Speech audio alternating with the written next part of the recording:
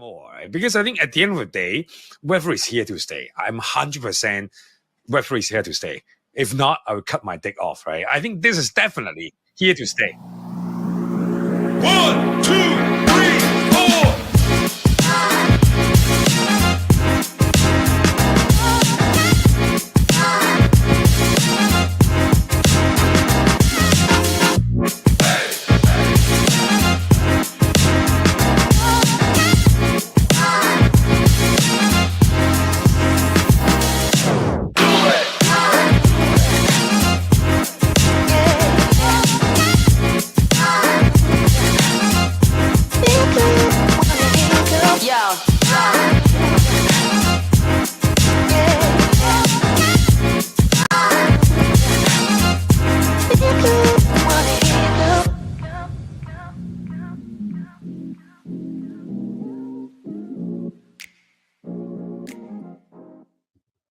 GM, everybody. GM. How are you doing, Karen? I am great, and I can't believe it's almost June. It seems like this year's flyby. But if you're new to the show, we have the ABCs. If you don't know by now, it's Asia-focused, builder-friendly, and cool vibes only, powered by Memeland, the home of Captain's Potatoes, MVP, and Steakland. And my name is Karen, and I'm your co-host and head of social for Memeland. Hi, Casey. And my name is Casey. I'm your other co-host.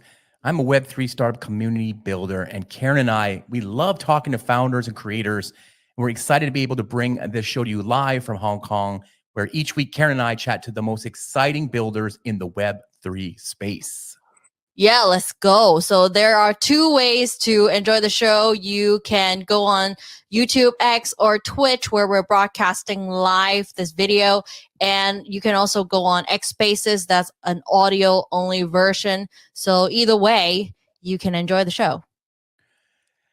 Yeah, but we know you love to watch us live on the stream because it's more exciting and you see some cool videos. Because today, if you're not listening, you're watching this live video stream, you should be, because we got some exclusive video drops that you're going to want to see in person, especially if you are a fan of our guests and what they're building. So before we begin, though, of course, Karen, time for a quick word from our chairman. What is discussed on the GM show is not investment advice. We may or may not have ownership interests in the projects we are talking about, but this is not investment advice in any way, shape, or form. And this is not Sir David Attenborough. Okay, let's go. Who are we talking about today? Okay, well, let me set it up before we introduce the guest. I'm sure everybody's heard of PixelMon, right? PixelMon is hilarious. It was the famous, let's call it a catastrophe of Web3, but it made a big comeback, and it's coming back and bolder than ever. I pulled some of this from our friends over at NFT Now. PixelMon launched in February 2022. Wow, so long ago, not that long ago, but it seems like an ages ago, right? It's a collection of, a long time ago, it was a collection of pixelated character NFTs, and the NFT community quickly grew excited at the prospect of what seemed like a Web3 focused competitor to Pokemon. All that excitement swiftly turned into scorn the moment the PixelMon team revealed what the game they were building would look like. And that's where the name Kevin just becomes just so synonymous with. Yeah. What's that? Kevin. That's Kevin, the melted green character that showed up on the internet. So due to the each NFT being pretty expensive, the community went on to call PixelMon a $70 million rug pull. Wow, crazy. But fast forward to later in 2022 when a new group steps in to take over. Now they have investors like our friends Yatsu over at Animoca, and our very own Ray Chan, and VCs like Delphi Ventures and Foresight Ventures. PixelMon recently just raised $8 million USD to make their ultimate MMORPG, launching next year. They have another game called Warriors of Novaterra, which is coming out this year, as well as casual games like Kevin the Adventurer. Yes, that Kevin, he's back. And Pixel Pals. There are even comics and cartoons and a whole zoology on their site as well. Our guest sent me a little bit of information on Pixel Pals, which I thought was quite amazing to see. So this is their casual game. They've got about 493,000 unique players. Wow. They have a daily active player number over 100,000. They have 10,000 paying players, 200,000 transactions. Their revenue is 270,000 US dollars, and their ARPU is 25.50 per player. That's amazing. Wow. Karen, Wow. who is our guest today? So this guy, he is a Web3 native gaming studio and was the founding member of Sison Capital, a C-stage VC fund. They scaled over 5 years and investing more than 200 million across startups in Southeast Asia and India.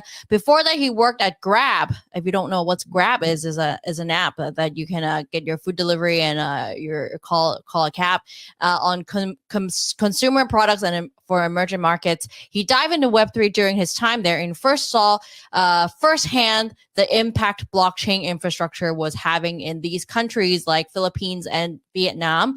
He was also been an angel investor for the last decade across his professional and personal portfolio.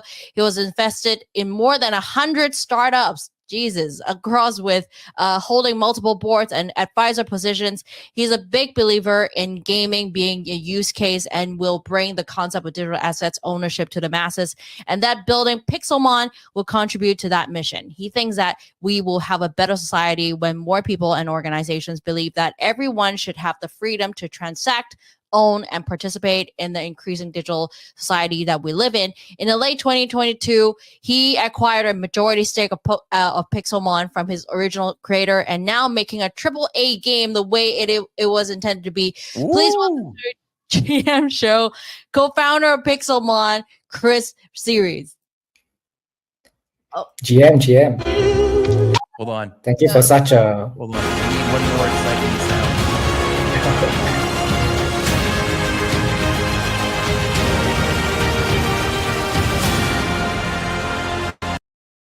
So that's our epic intro. Sorry about that. Hello, Chris. We're just so excited to get you on. We don't even want to play the music. We want you to be on here. How are you, Chris? Thanks so much for having me. Karen's amazing intro. I thought an 80-year-old man would be showing up onto this thing. How have you done so much in such a short amount of time? I think I definitely look younger than I am. So that's a good you are advantage 80, because but you the look average 21. age in Web3 is definitely way above 21. There's a guy named Brian Johnson in the US, right? He's trying to make himself like 18 years old and he's like 50. I think he just needs to just siphon some Asian blood and he can look younger without doing all the crazy eating or whatever he's doing over there in the States. Yeah. He's alternating his DNA, but we don't need that here. Yeah, we just need some Asian blood. That's all. All our guests are like 60 or 70 years old. They look like 22 years old. So it's amazing. Okay. Before we get into the interview, though, Chris, you brought along some exclusive animations, and we're going to show them for the very first time today here on the GM Show. Can you? This is like Conan O'Brien show. What are we going to see? What you can set up the clips? What are we going to see? So we have 68 PixelMons. Every PixelMon has 3 evolutions. Some of them, a very small number, have up to 4 evolutions. To date, we have only ever released the first 2 evolutions of each PixelMon to the public. So what you're going to see now are evolution trees of 2 specific PixelMon. One of them is Foxfin, which is actually a common PixelMon. And then the other one is Cerdra, which is a much rarer legendary PixelMon. Both, I think, have only been seen by a group of about 30 holders who function as our focus group for the monster art. Other than that, it's pretty much the first time anyone's seeing some of these E3 art. Okay, awesome. Okay, here we go. Let's play the first one. You can talk to us about what it is. Here we go. Oops.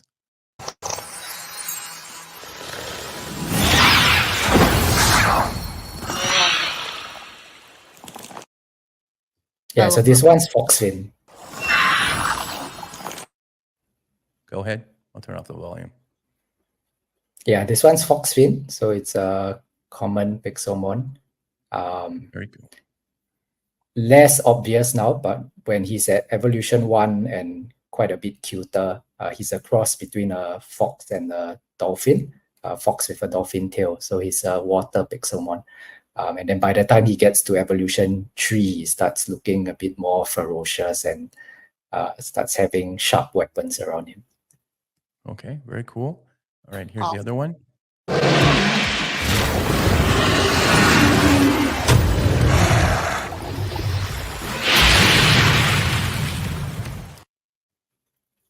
That looks epic. This one's Serdra. So he's actually a legendary PixelMon, which is 1 level below Mythic. So the Mythic PixelMons, there are only 4 of them. They are all dragons. So Serdra kind of looks like a dragon, but in the PixelMon world, he's not one of the 4 mythical dragons. So in our community, they jokingly refer to him as the budget dragon. So you buy him when you can't afford the actual mythical dragon.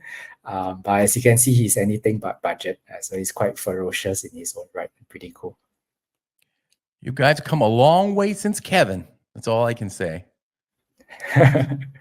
Yeah. We have a great art director and a great art team working on these things.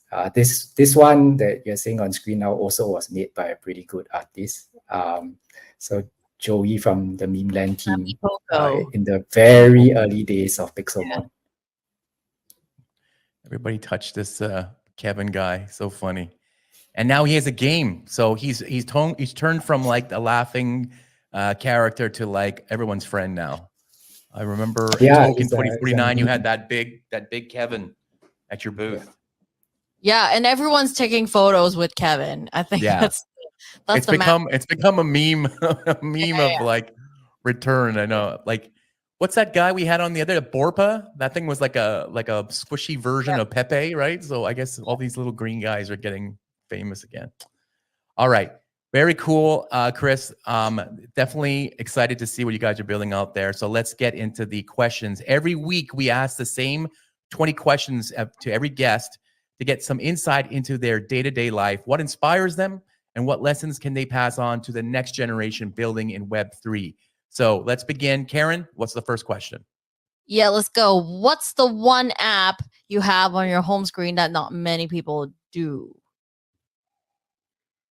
In general, I think I have quite a boring mainstream phone, but I think the one app would probably be Carousel.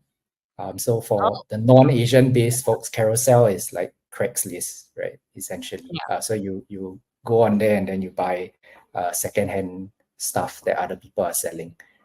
So my wife is very into being environmentally friendly. And so that means recycling our things when possible and also not buying first-hand things when possible just to reduce waste. So we do a lot of that as a family.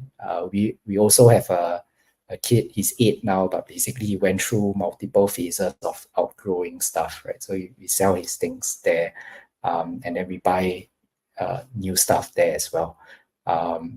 So I think I spend probably more time on Carousel than most people I know, just scrolling through what's available. I don't know. I use it a lot too. In Hong Kong, it's also works here, and there's a lot of I collect a lot of toys, so there's a lot of toy. Okay, on there. The dragons are covering it up. I actually have an anime figurine collection in the back. Nice. So combination of mine and my wife's, and most of them are from Carousel. Nice. Okay, cool. All right, next question is what is the book you've given most as a gift and why? Or maybe just what's your favorite book for like entrepreneurial founder type information? Yeah, so the one that I've recommended to most people and definitely given a few times is The Hard Things About Hard Things by Ben Horowitz. I think it's a good book, both for founders and non-founders. I think for founders, you read it and then you feel quite assured that, even a very successful founder went through multiple ups and downs and really had no idea what he was doing when he was doing it. And so everyone's just figuring things out along the way, right? But you also learn some pretty interesting lessons. So I think that authenticity shines through in that book. And then for non-founders, I found that it's a very good way for them to appreciate what life is like for founders on a day-to-day basis, which may not come out in media a lot, because I think media tends to show the highlights of entrepreneurship much more than the downsides and the low points and the day-to-day grind. And I think that book shows off those portions very well. So I think it's good for non-founders who are thinking about entrepreneurship. It gives a very realistic view of what day-to-day struggles could look like, and lets them digest it before they decide if it's for them. It's one of the best books for startups, and you're the first person to recommend it. So that's interesting. Yeah. Okay, next question is, what has something that has greatly influenced your life? Is it a game that I'm wondering? Yeah, I mean, for me, it's a biased answer, but I think games in general, specifically, if it had to be a specific game, then I would say Counter-Strike, like the original version of Counter-Strike. Oh my God! We would Okay. play it in those LAN shops, right? Computer game cafes, and I think it was impactful for me because I was always a quiet kid, and I had good friends, but like just a very small group of good friends in school. And games made me a very sociable person, and so I'll go to LAN cafes and then play with a bunch of people that I never knew before, and then just make friends. And it made me realize that I think maybe it's a more Asian culture thing, but if you're a shy Asian kid, you tend to get these comments from your parents and your teachers, like, oh, like, why are you so quiet? Why are you so shy? Like, you should make more friends. You should be more outspoken. And so I always thought, like, oh, there's something wrong with me, right? But games help me to realize that different people are just sociable in a different context. So you have people that are very quiet in person, but when they are on a basketball court, suddenly all their leadership qualities shine. And then there are people that are just more sociable when it comes to playing games with other people. And you see that in Web3 also. There are folks that are amazing traders, and in person they are super soft-spoken and they don't go to loud, big events. And when you meet them in person, you can kind of tell why, right? But then on Twitter and in Web3, then they are in their element. So I think people are just different and also differently social in different contexts. That game sort of helped me be social in my own way, and also to accept that it's okay to be different. Yeah, good. Great. Here's a fun fact trivia about Counter-Strike. Did you know that there are two guys that did the mod on Half-Life that became Counter-Strike? One of the guys was Vietnamese. Oh, Canadian really? Vietnamese. I never Yeah, knew that. so interesting, Okay. right? All right, Nice. next question. Just a little bit of Counter-Strike history. By the way, Counter-Strike came out 24 years ago, by the way, everybody who's listening to this. If you're watching this, that means Min is definitely not 21 years old. Yep. All right. Next question. Besides your smartphone and probably your gaming PC, what is the one gadget or product in your life that makes it better?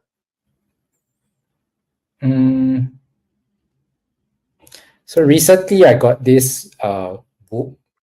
It measures the amount of strain that your body takes every day. And there's sort of a healthy amount of strain that you want to get to if you are aiming for some fitness goals. But it also helps you to measure what activities cause you strain or stress outside of exercise. So I found it, I don't know how helpful it is, but it's been interesting so far. That I can actually, I can actually see which meetings during the day make me stressed. So I can wow. go back at the end of the day, go back to the chart and see where it spikes, and then refer to my calendar and, oh, I was in this meeting. And it's insightful in that sometimes I don't feel stressed, but then it's telling me that I am. So I don't know how it make my life better, but it's definitely been quite interesting so far. I'm still trying to figure out how to use it to iterate my life, basically.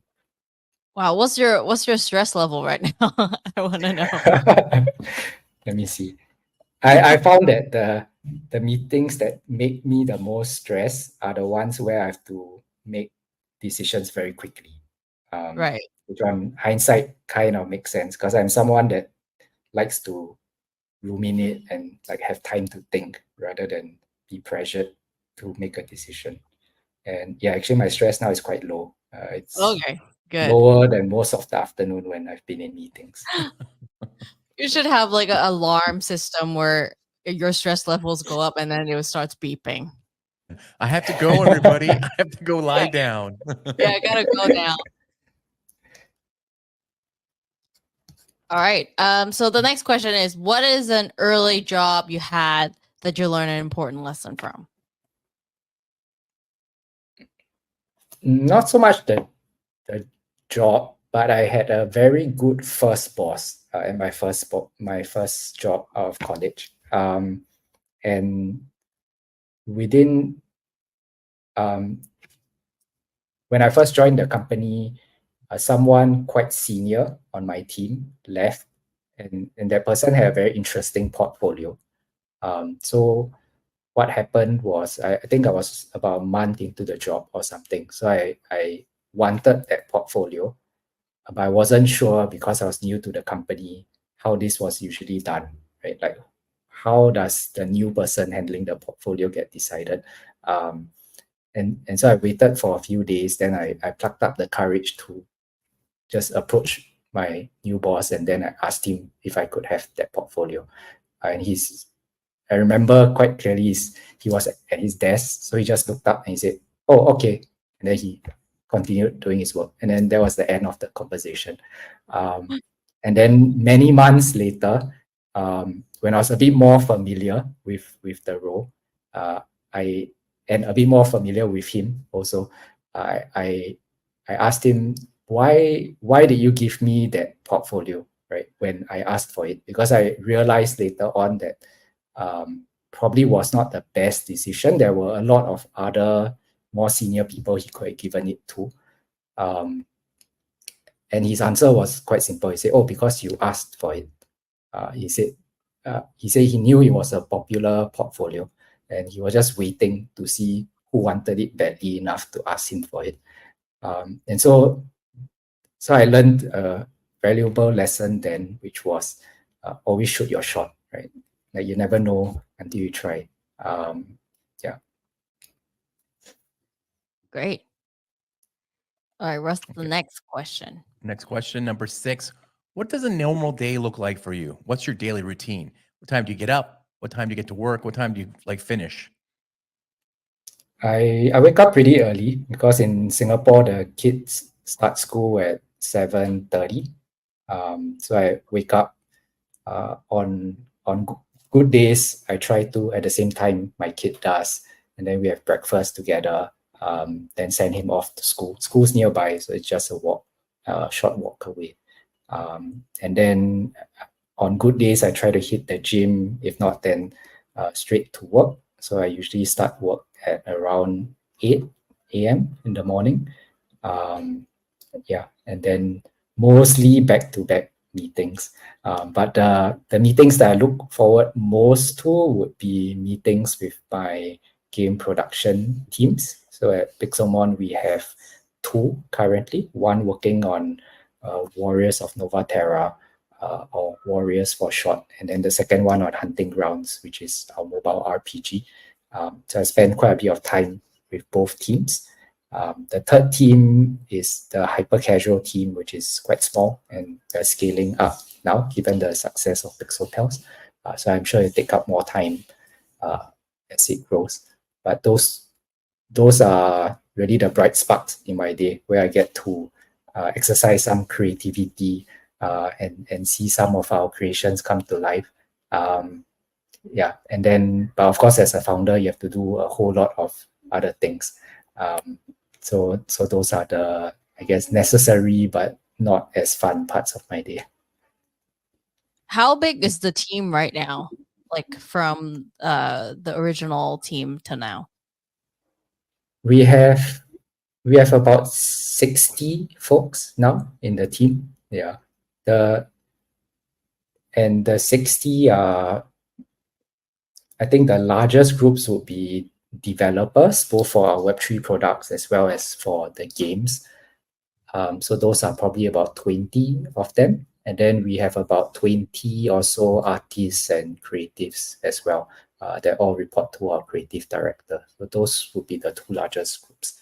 And the rest are everything else, like game designers, producers, Web3 product managers, BD folks, etc. Are these people all in Singapore? Or are they across Southeast Asia or across the world? Mostly Singapore, KL, in Malaysia, as well as in Bulgaria. So a lot of our art team is based either in Bulgaria or in Europe, because it's generally quite hard to hire artists for the kind of art that we want within Asia itself. Awesome. Well, the artists come from Bulgaria. Some of them do, some of them just live in Bulgaria currently. Okay. Because the gaming space has gone through quite a bit of changes over the last couple of years in Europe, with a lot of the gaming giants like Ubisoft and EA doing a lot of retrenching. And then remote work also became a big thing over the last few years. Yeah, so a lot of people have a remote lifestyle now. Okay, Awesome. great. Interesting to know. All right, next question is, what is an unusual habit that you have?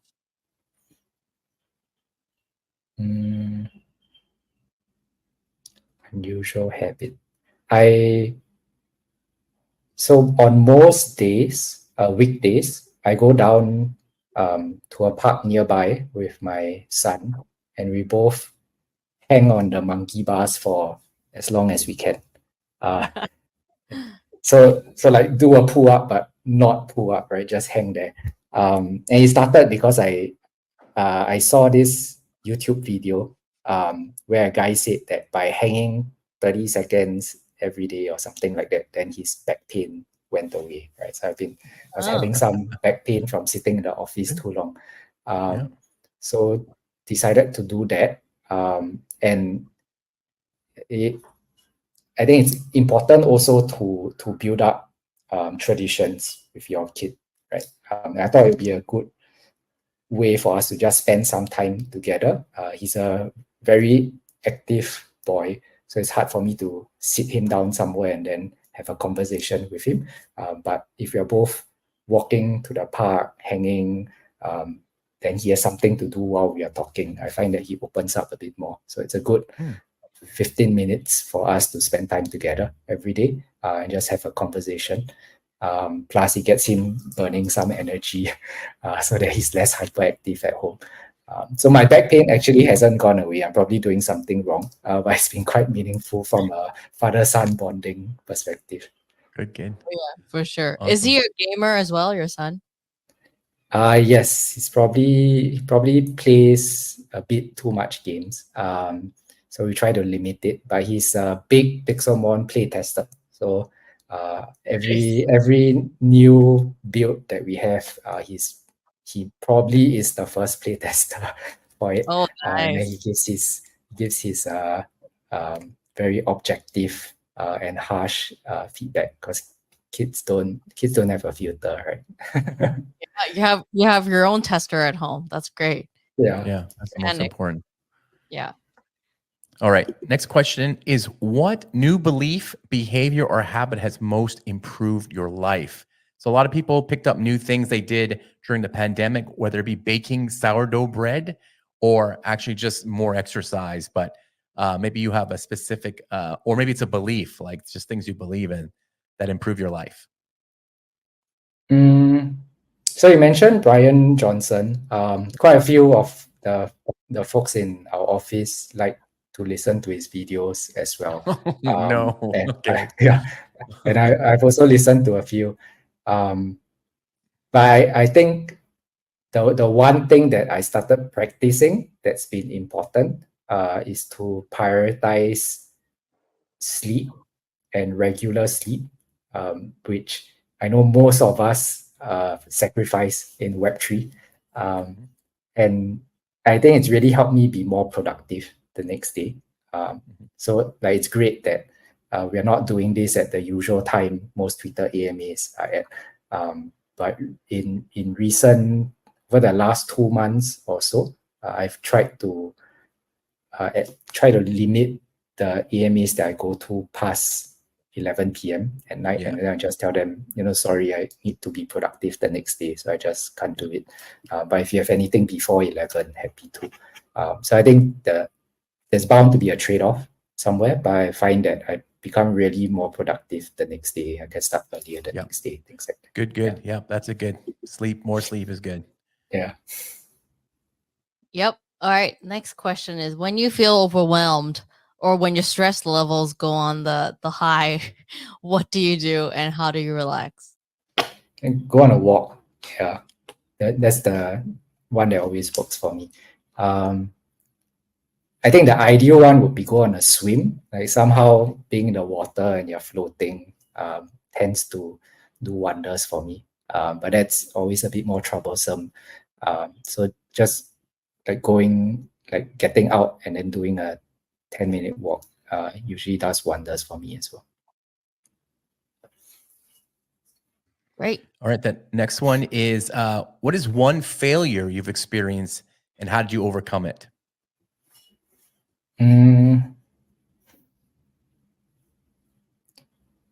So professional failure. So a lot of, I used to be a VC and I'm still an angel investor. I think a lot of VCs tend to pride themselves in the deals that they did, right? And if you are an investor in a VC fund, if you're an LP, the wise ones know to ask the GP which were the deals that you missed, right? Or which were the deals that you did that were duds. So my biggest miss, which I honestly think is quite a failure on my part, is missing the initial round for Axie Infinity many years ago. It's a particularly embarrassing miss, I feel, because a friend of mine, one of the Axie founders, he used to work as an engineer in my friend's company. So my friend texted me one day and said, hey, this guy who used to work in my company, he's starting a new company, and I think it's really interesting. And he gave him a glowing review, which is always a good sign from an investor's perspective, right? Your ex-employer giving you a good review. So because of that initial connection point, and because of that positive signal, I felt like it shouldn't have been a miss. But instead, I took a look at the initial idea. I felt like it was way too out there for me. And then I passed on even the meeting, which is quite embarrassing. So one, I think as a VC, your basic job is to be able to think about what innovations can happen in the future, right? So I failed that one. And then I think short of that, you should at least be open at least curious about new things that are happening. So I failed on that point also. So overall, it was just a very embarrassing miss. And I do think it's probably one of the biggest failures in my investing career. But if, I think on a more personal note, maybe not failure, but one thing that I'll definitely change about my life if I could redo it. I don't have too many of these things, but one of them is when my son was between 0 and 1. I was at Grab back then. I was in a regional role, so I was traveling to different countries outside Singapore probably every week. And for a period, it was quite fixed. So I'll do like Mondays to Thursdays in a country, and then Fridays and weekends back. I feel like I missed much of his first year, which back then my wife and I decided that, hey, like, it's good for your career. He won't remember much of it anyway, so it's fine. But we set a deadline on it. So I stopped after the first year. But looking back, I really regret it. I think it's true that, you know, your kids only in one phase of their life at one time, and then if you miss it, you don't get it back. Yeah. So if I could redo life again, that decision I would definitely change. Oh, that's so sweet. I hope he will see this interview one day and he would, you know, the father time and this regret. But I guess like you'll be fine. Like I think he will be. He's growing up as a great in a great environment, anyways. Yeah. I mean, parenting is like being a founder, right? There's no formula for a lot of things, and most parents are just winging it. Yeah. Exactly. All right. So the second question is, what is the best investment you've ever made? Is it money, time, energy, or your son? And what were the returns? So I think investment into your family time, that's priceless. So it's hard to, the ROI there always makes sense, right? It's hard to measure.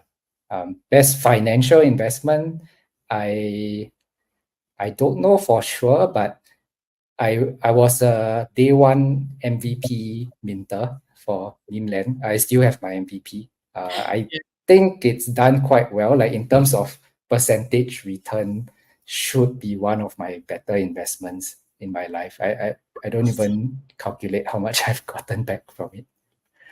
Great. That's the best. It went to $1 million at one point. Yeah. For like a day. Oh, did it? Okay. I only remember when I closely. minted it, ETH was at 1.2K on the day I minted. Yep. Because of 3AC, was it? Or was it Terra? One of them. And then the day after I minted, ETH dropped to $800. And I was like, oh shit, that was a bad decision. But thankfully I didn't sell. So turned out to be a good decision after all. Yeah, the launch date was the darkest day, apparently. It was the best timing.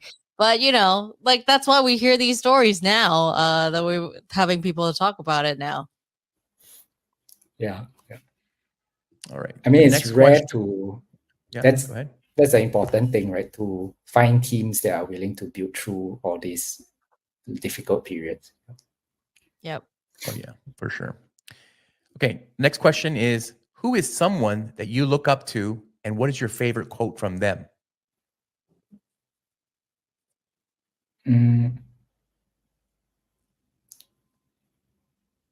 So there's this Christian missionary called Jim Elliot. So he said he's passed away, but he's famous for this quote that goes something like, he's no fool who gives up what he cannot keep to gain what he cannot lose, something along those lines. And of course, in the context of Christian faith, it means investing in things that have eternal spiritual value. But I think it's meaningful for anyone, right? Because we make those trade-offs every day. So things like putting work or money before health, I think that can be done for certain periods of your life, but not too much of it, right? And no one that has a lot of money would make that trade, right? Everyone with a lot of money is trying to make the trade in the reverse direction, and it's way more difficult. And yeah, sacrificing family time for career progression, like that's also not a good trade to do too much in one direction, because again, is irreversible in most cases. So I think it's a meaningful quote, something that I use to remind myself when I make certain decisions. Okay, Great. so to my favorite question here is, what is the one conventional wisdom that you disagree with? This one would be hiring, in the context of hiring people that have experience in the job that you want them to do. Right. I've actually found more success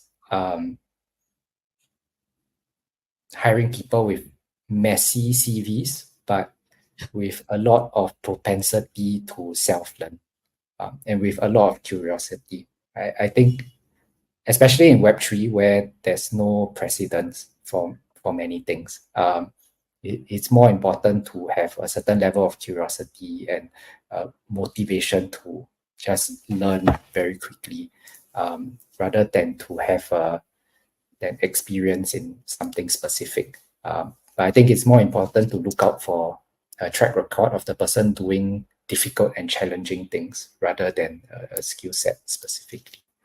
Is there a question you would ask somebody that could give you that kind of feeling that they were people who like the challenge, even though they didn't know what the job exactly was? Reference checks. So we do a lot of reference checks with like ex-teammates. So warm hires, I think, are the best way to hire when they come to a positive recommendation. You don't have like a Google questionnaire test for them to solve on the spot, right? No, Those kind of crazy math questions they ask them. Crazy math questions, or like tasks, I think, for developers we do, and artists. I think sometimes case studies help, not the ones that you force the person to do on the spot, but you send them the case study. Hey, send me the output in 3 days, something like that, and then you see how much effort they put into it, and if it's something new, like what was their learning process. I love your answer. I think this is going to one of the highlights, because I think a lot of people are probably outside of Web3 and trying to get into the space. And I think that's a very good thinking from you, leading a company that actually, without the Web3 knowledge, actually there's a lot of things you can self-learn. So I think that's how most of the people get into the space anyway. So is there, should we give this potential person an opportunity to help and to self-learn? I think that's like a great thing for the industry. Yeah, definitely. I mean, all of us learned at some point. Yeah. We all were Web3 noobs at some point. Yeah, exactly. Very cool. Okay, great answer. Okay, so the next question, you as a VC in your past life and now leading a team developing games, what is one piece of advice that you give to a first-time founder wanting to start something in Web3?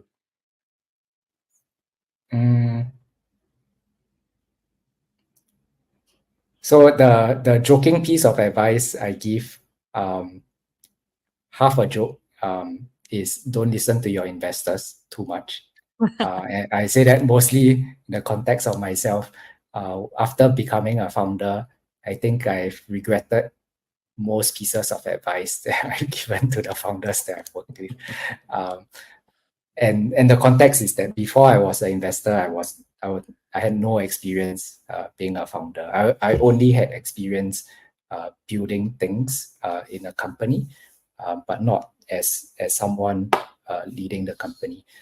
And so there are certainly VCs that have gone through that experience, but other than doing it on your own, I think it's quite difficult to actually know what it's like. And so it's half a joke, but mostly a joke at myself. All our investors are great, so it doesn't apply to them. The other one would be to have a very realistic view of what being a founder is like. So speak to as many founders as possible who are a step ahead in the journey that you're in, right? So if you're a founder in year 2 of your business, maybe not so much in, even in Web3 also, you kind of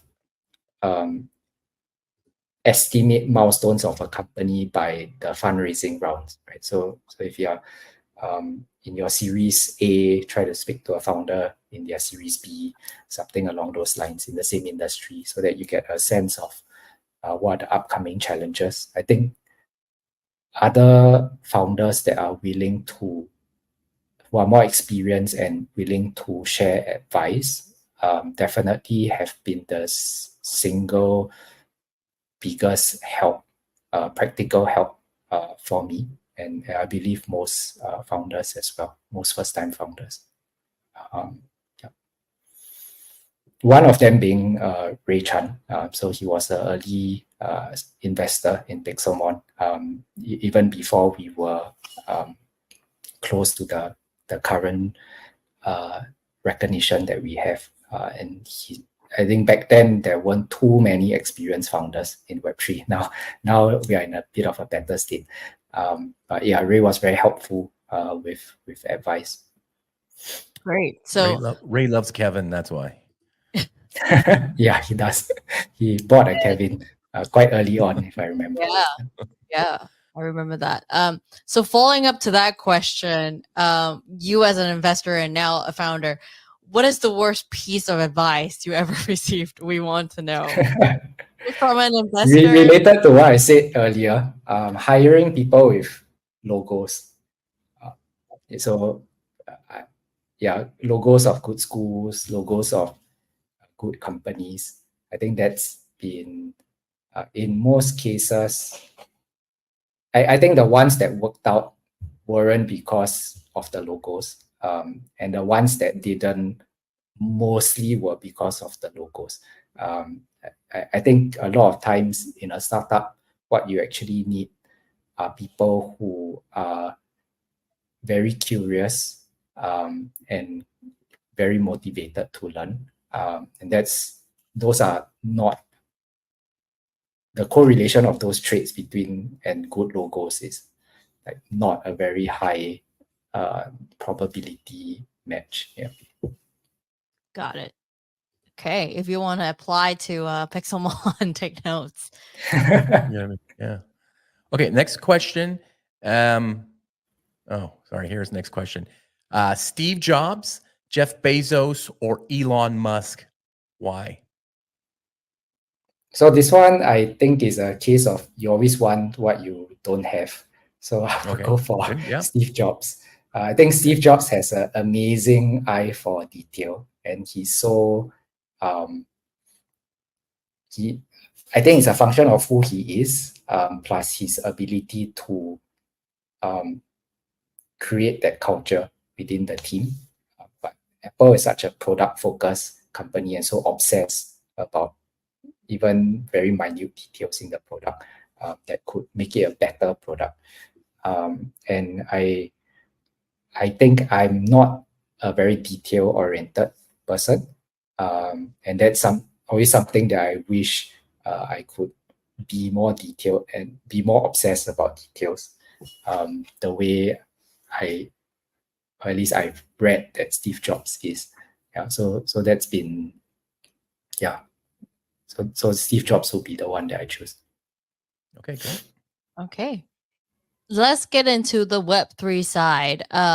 What got you into Web3? So I think we mentioned that when you were in Grab, that's where you see the potential. So did you get into crypto or NFTs? Yeah, we would like to hear the story.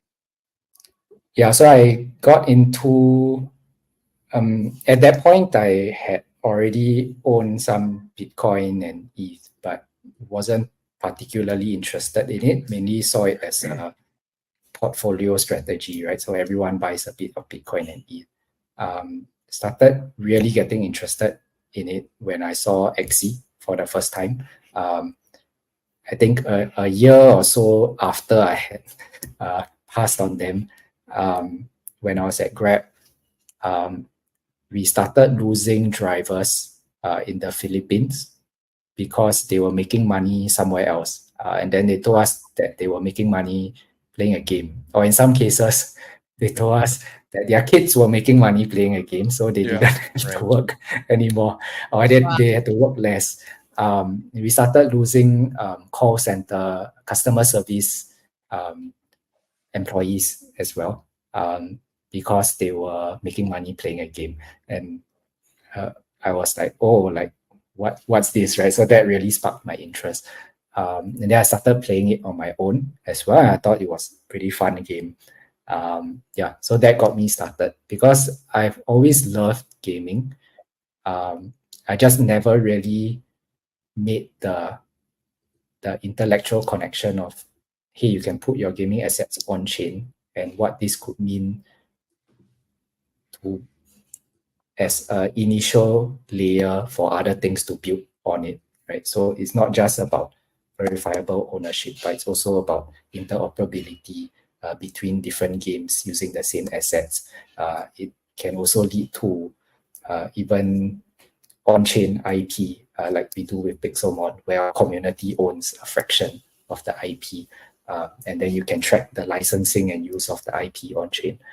So like I'm not a very smart person, so like my imagination didn't go that far. But by playing XE and then by listening to the things that the XE team was saying, then that really got me interested in Web3. It was, to me, so much more exciting than Bitcoin being digital gold and like the financial applications. So yeah, so that was my start. Amazing. All right, then from there, what was your first NFT? What did you learn from it? And do you still own it? No, I don't. So it was probably a floor XE that I bought to start playing the game. Should really have kept it. Regret not keeping it. So yeah, I later on ended up owning many XEs. So so I probably can't keep track of which one it was. What I learned from it, I probably should have been. The mistake I made was I started again being too non-curious about other things. So when the broader NFT craze happened on Ethereum L1, we saw projects like BAYC launching at now what is considered cheap prices, right? But back then it was at similar price to XE that you could buy, and my reaction was, oh, why would I want to buy that monkey picture when this XE makes me money, right? There's a yield that you can generate from the XE by loaning it to a scholar. And so I completely passed on all the ETH NFTs that were launching, regretfully. And I think when I started buying ETH NFTs, it was around the period of Kaiju Kings launching and Doodles. Yeah, so I think those were some of my first NFTs that people still know today on the ETH L1. Had a very fun time with Doodles. I think not many people remember, but Doodles had a very vibrant alpha community in the last bull cycle. Yeah. Yep. Okay, so this is the exciting question where you can talk about what you're working on, why it, why now, why you. Can you tell us more about the token? So for Mon Protocol, what we're building is essentially a publishing infrastructure on top of the PixelMon studio. So you can see it as a Web3 publisher, essentially. PixelMon is one of the gaming studios and IPs that will sit under the publisher, where we're essentially dogfooding the product by using our own games as well as IP. And then eventually, we will also start publishing for other games and IPs, and there are quite a few in the pipeline already. So currently, we have about 50 partners that are announced, and we have another 50 or so unannounced, so 100 in total. These 100 are curated gaming studios that we will be working with to get reach in the Web3 space. and then later on also to eventually help them with user acquisition for their games as a whole, and then possibly into other components of publishing, like financing as well as live ops.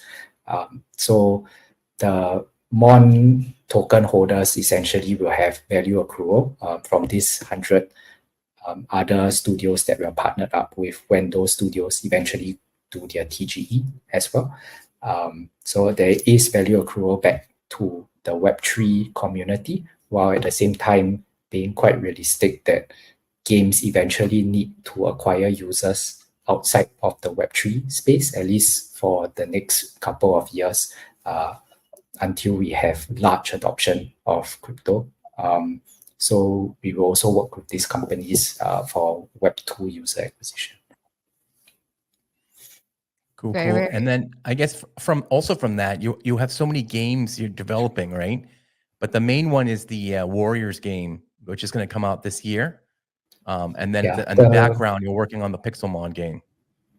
Yeah, so the flagship game will come out next year. So that's codename Hunting Grounds for now. So that's the mobile RPG. And then Warriors is the roguelike dungeon crawler that will release this year on PC first and then mobile later. So it's a lead up to the flagship game. I think it's a good way to get people start understanding the PixelMon world. And then eventually when the RPG gets launched, we'll be able to do a lot of cross-marketing between those two games, possibly some interoperability of the assets as well. Okay. So And then any alpha drop on the token? Any date you have?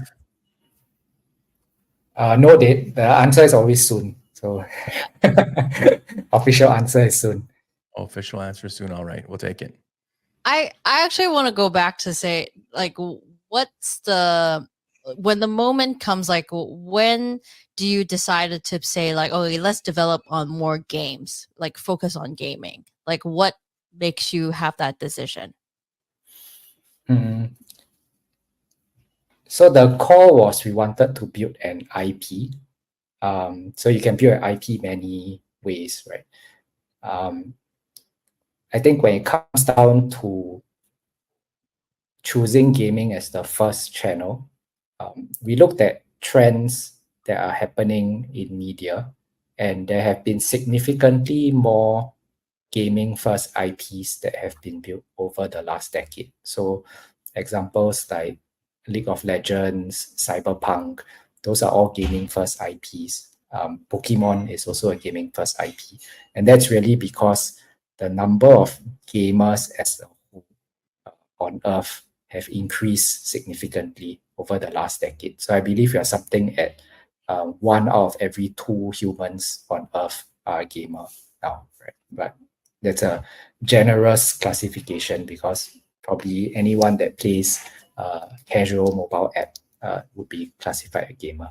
But I think the direction is clear that there are more gamers now than ever, and building an IP using the game as a channel is significantly more possible now than it was a decade ago compared to using television or videos. But having said that, we are still building our own anime. There was a preview of it launched a couple of weeks back that did very well. I think we are north of 3 million views on YouTube now and gotten very positive feedback about it. So that one we are doing in partnership with an external studio, whereas the building of games is really a capability that we wanted to build in-house. Amazing. 3 million views of a video means that there are a lot of non-Web3 people watching this. Yeah. That's the conclusion we came to as well, because we have about 1.7 million wallets in our ecosystem, and not all of them are fans, right? That 1.7 million wallets are people interacting with our bond protocol questing also. So it could just be traders that are not necessarily fans of the IP. But nevertheless, I think it's still a good wallet distribution, but it's nowhere close to 3 million. So the hope is that not all of that 3 million are Web3 folks, and a significant portion of it is a Web2 audience that's just enjoying an anime trailer. And to me, that's a very small but significant step that our IP is accepted by people outside Web3. Yeah, congrats on the 100,000 subscribers on YouTube. We got the silver plague. Yeah, we did. Yeah, it was. We started with the stretch goal of 1 million. Yeah, so the team really outdid themselves. Yeah, Amazing. And the amazing thing is, yeah, some people say, oh, like you guys can just pay for views, right? So the really important metric that's not public is that our cost per view is actually about 10 times lower than the market norm, which means that, yeah, of course, we are paying for some advertising, but the cost is so low because people are just genuinely enjoying the content. That's great news. That's great to hear. Yeah, that's very cool. All right, so here it is, the last question, and I'm going to tailor it more for gaming. We've had a lot of gaming founders on the show recently because it seems to be the one Web3 vertical that seems to more people are building around, since there seems to be an easier way to actually making it a sustainable business. So this question is, what is the one misconception about Web3 gaming that you want to change? What do you think? So you got these 3 million people watching it. They're going to all have, probably 10% of them are going to have, or more than that, will have a preconception about Web3. Once they see the end and it says, it's a Web3 game coming soon, they're gonna think, oh, I don't want an NFT, right? Or what do you think is the number one misconception you think in these Web2 gamers coming into Web3? The number one misconception, I think, is definitely that it's full of scams.